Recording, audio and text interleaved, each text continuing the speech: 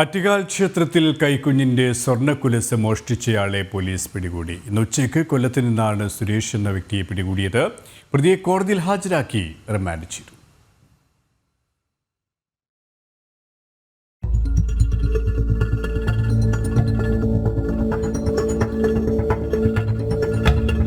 കഴിഞ്ഞ ദിവസമാണ് ആറ്റുകാൽ ക്ഷേത്രത്തിൽ ദർശനം നടക്കുന്നതിനിടെ ക്യൂവിൽ നിൽക്കവെ കുഞ്ഞിന്റെ സ്വർണ്ണക്കൊലുസ് പ്രതി സുരേഷ് കുമാർ മോഷ്ടിച്ചത്.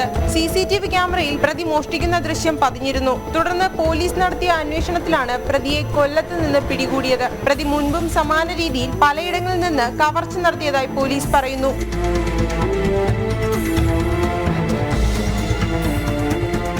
ഉത്സവ സമയത്ത് ക്ഷേത്രങ്ങൾ കേന്ദ്രീകരിച്ച് മോഷണങ്ങൾ വൻതോതിൽ വർദ്ധിച്ചുവരുന്ന സാഹചര്യത്തിൽ ഭക്തജനങ്ങളോട് ശ്രദ്ധയോടുകൂടി ദർശനം നടത്തി മടങ്ങണമെന്നാണ് പോലീസും അതുപോലെ ക്ഷേത്ര കമ്മിറ്റിയും ആവശ്യപ്പെടുന്നത്. പ്രതിയെ കോടതിയിൽ ഹാജരാക്കി റിമാൻഡ് ചെയ്തു. ജനം, തിരുവനന്തപുരം.